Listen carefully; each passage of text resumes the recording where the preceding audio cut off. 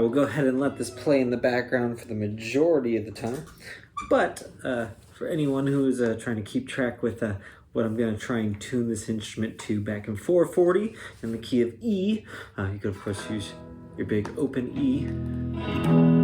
But I'm up here, 7th fret, low A string for that nice chord, and then falling down a half step in the bass motion. But we're actually taking the 5 chord, your B, and putting the 3 in the bass, and then falling finally down to that 6 chord. So we end up with this nice, but then finally actually falling in the real 5, walking back up. And it just creates this nice pattern where as long as you're playing in the key of E, whether you're pentatonic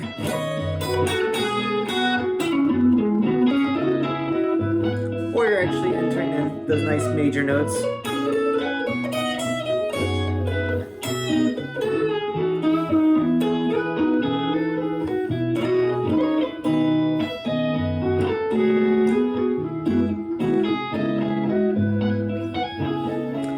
sixths, thirds, fourths, all that kind of stuff sounds nice. So we're gonna do real quick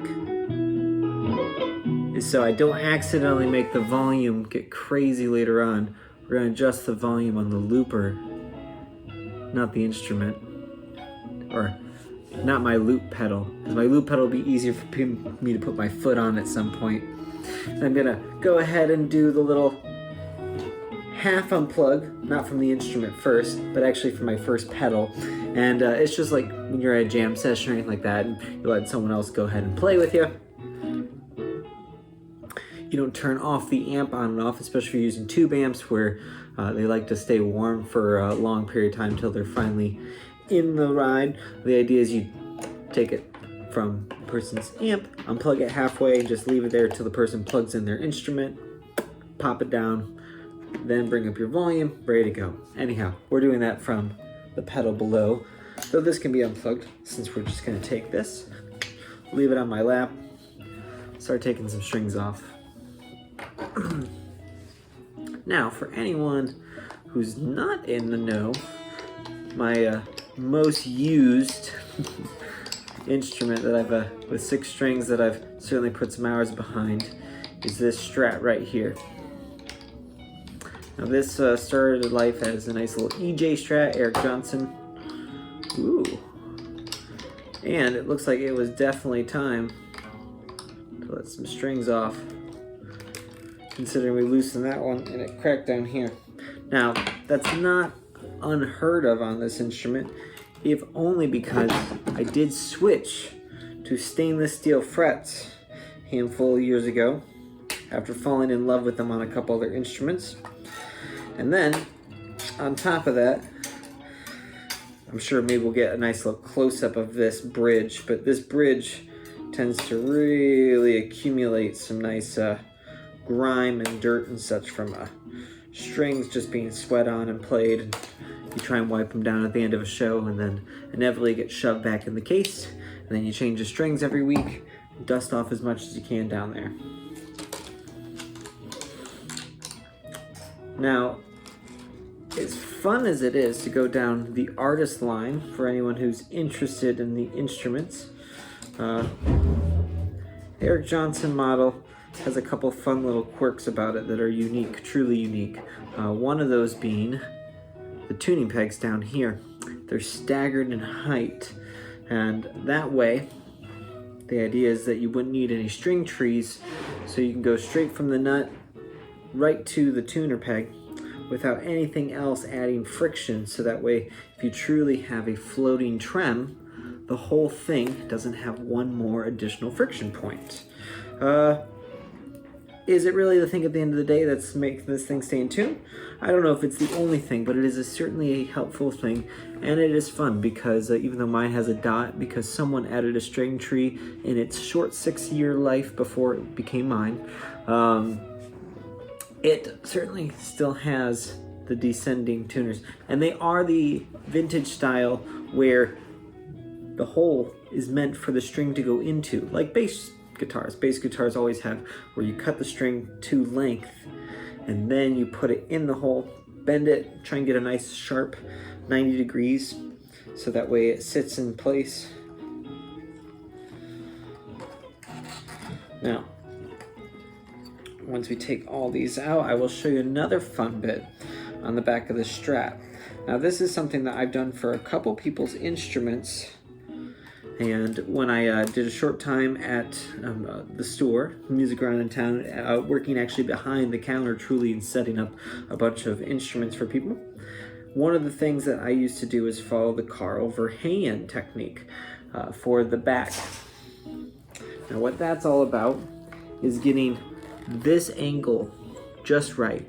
Now, I'm sure someone could measure it and do it if you had an instrument that's exactly like this one. However, it's going to change a little bit. And what really becomes important, and I should have demoed this while I still had strings on here, is the tuning. So when you pull up and you make a note go sharp, the idea was half step on the high E string, whole step, 2 frets on the B string, minor third on the G string when you pulled up, and then the rest of them were close to that G string. And then when you descended, you at least got a half step. Though that was not the important part about trying to get this in tune.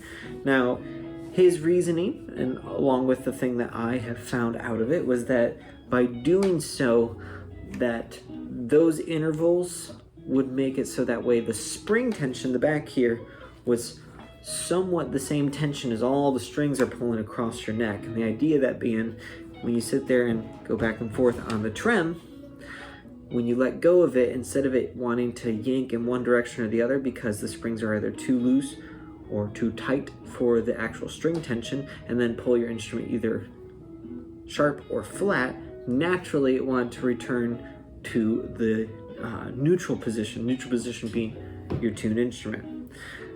That's his reasoning behind it, and I have found it to be a very stable tuning. The other stable tuning that you'll see some of the greats do for similar reasoning is that they'll just do a major third on the G string alone and not worry about the rest of them.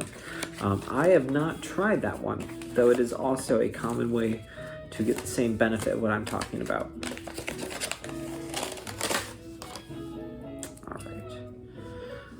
We're going to go ahead and fit all these through. That's my 3 and my 6.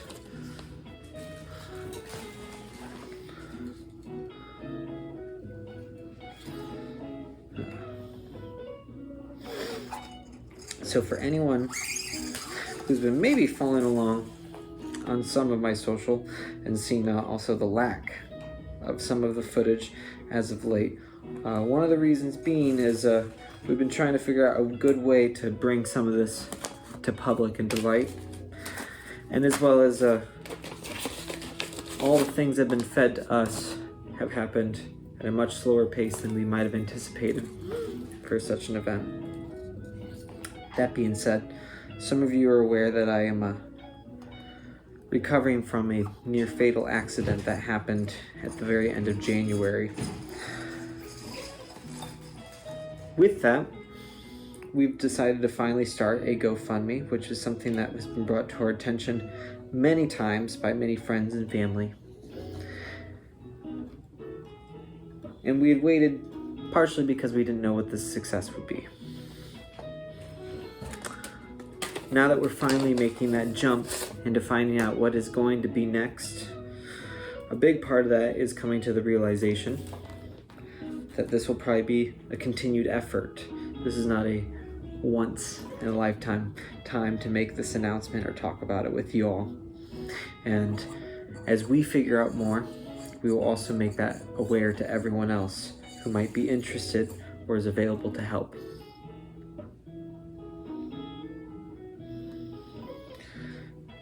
If I'm being honest, as I think about it, numbers are bigger than anything I ever thought I would realistically look at. It makes the ideas of going to college or getting a home seemed like all of a sudden not that big of a deal.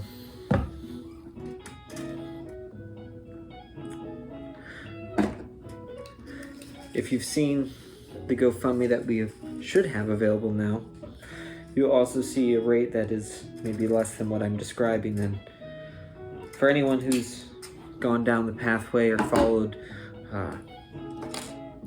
another account or GoFundMe or raising for any kind of situation that they are interested in, I'm sure that they would know that you are encouraged not to go for ridiculous amounts at first. So we of course have tried to have our first steps into the rink and find out what we can expect maybe going forward, or more importantly what we need to do to make the next steps go forward.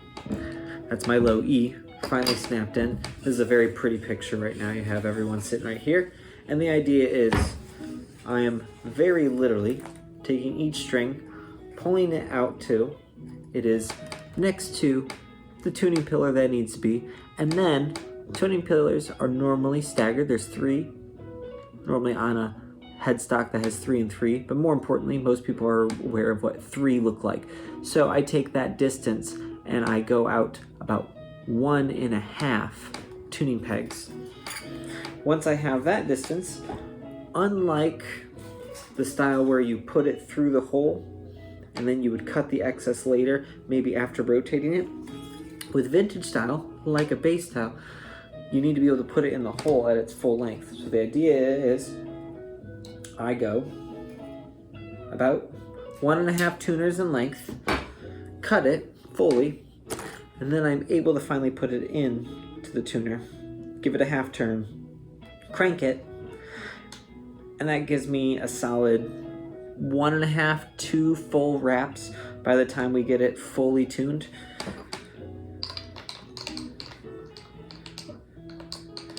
I've had some luthiers and other repairists over the years try and let me know that too many wraps can be a bad thing. I'm not sure if that's the truth. What I would say is fewer wraps is certainly an easier job when you're putting them on, taking them off, if you're ever forced to do this on stage in the moment, of course. But the really important one is making sure that you're not tightening them on and that you're getting your cables all moving together. So we always want to be taking the cable, and once it's in the part it needs to be wrapped in, so pretend this is the tuner, I'm pulling up with the looseness of my hand till that string is taut, and then pushing down with my finger, and that is what I'm doing while this hand is then wrapping it, tuning it up. The reason for this motion is that it forces it to go in a conical fashion, and you get nice clean lines of all the strings going one after another. Much like we already have on a couple of the strings that are there, you can see how clean this is. The reason for the cleanness isn't just for the looks. The reason is because if you have things sitting on top of each other, when you start to apply pressure, as in playing, then it's more likely to slip in the midst of you playing. However, if everything is clean, once you tighten it, it has nowhere to go. It is already in its tightest position. Therefore, it should hold tune. We went ahead and we're gonna go ahead and put away the old multi-tool. And I went ahead and got my actual set of wire cutters, so that way we can make this job so much faster and so much more on top of it. And hear that nice snap when we cut the string. Now, I am actually a really big fan of kind of the vintage style tuner where you put the string inside. That is another discussion for another day, but I do find them nice. Now, the only trick is if you break a string on stage and you don't have a set of wire cutters, it does mean that you have to wrap the entire string inside, since you can only put the very end of it into the hole. So that's a little tricky, but small price to pay.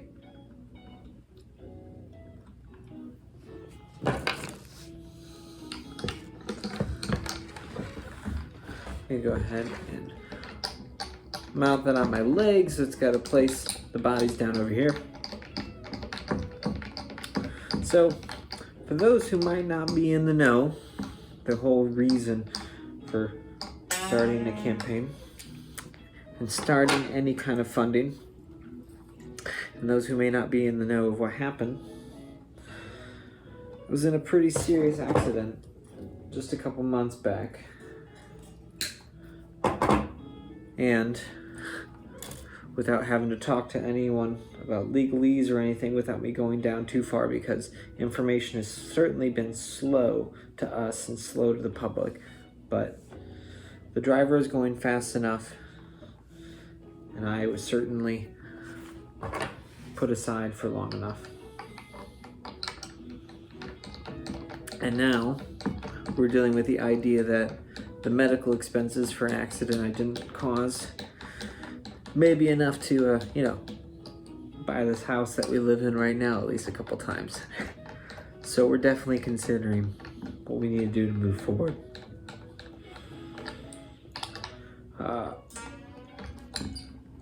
Besides the standard GoFundMe, the other thing is of course, as I'm able to get back to work, we're of course pushing that as hard as we can, since I was out for at least a couple months. And then on top of that, that even though now I'm back and I'm happy to stand or sit on a stage, I will be some time till I'm in full health and can actually, load a truck full of equipment or PA to go ahead and make sure that everyone can hear us at the gigs that we end up at.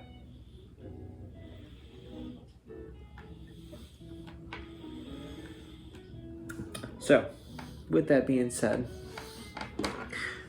especially for those who, don't have the availability to just monetarily help us as we're pushing through and trying to figure out what the next steps are for us, I'm very, very happy to be playing, and we are very happy to try and fill the calendar with as many dates going forward as possible. So, if you're looking for solo, duo, and trio acts, as well as larger acts, since that is something that I'm known to put on, please reach out. As well as, I've restarted my teaching. So, I'm starting to open up new days to bringing on students. We had some reasons in life for wanting to start slowing down and changing the direction we were moving in last year. But it's safe to say, with everything being said, we are now moving at a new pace. Here's a fun thing. So this...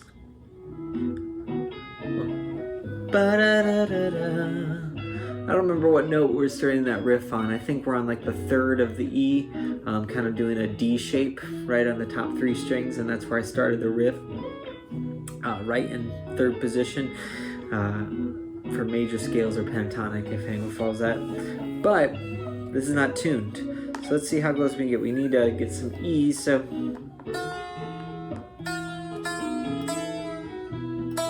that one was actually past where it needed to be.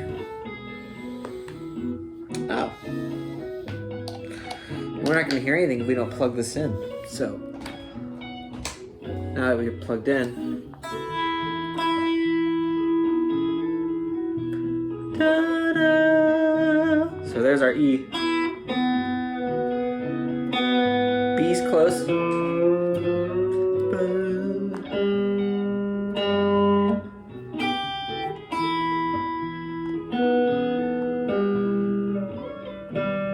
Bum, bum.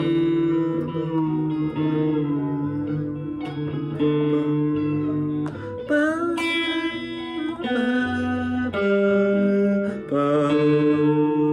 bum,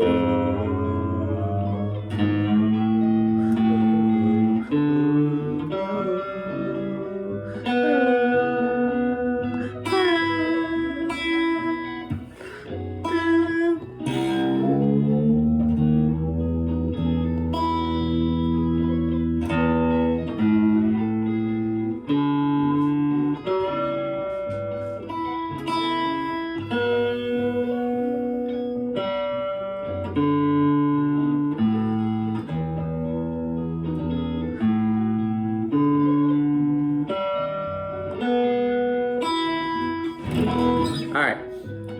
Close enough for rock and roll for what we're doing today. So, we got a nice little... So there's our...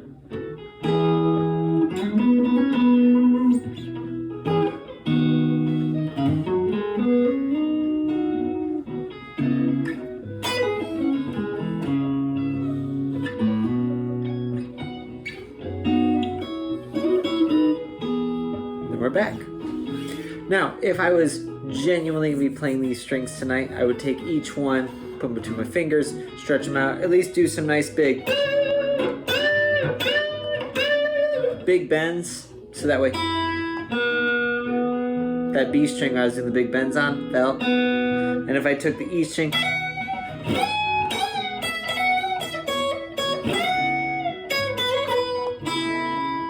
slipped a little bit, but sometimes on my high strings I'll just do bends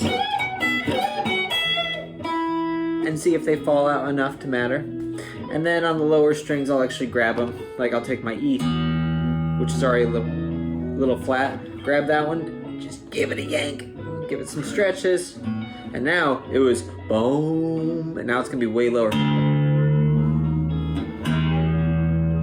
Just to get back up to that E.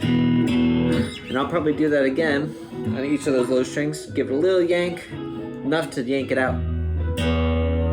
That time, it stayed in an E zone. If that was on a tuner, it would just be flat E. It wouldn't have completely left the zone. Here, I'll do it this way so it matches up with the screen. All right. That'll be enough for me today. You'll hear plenty from us as things keep moving on. In fact, I might end up doing an end to this video so that way we have a real good way of how we're going to move forward with things.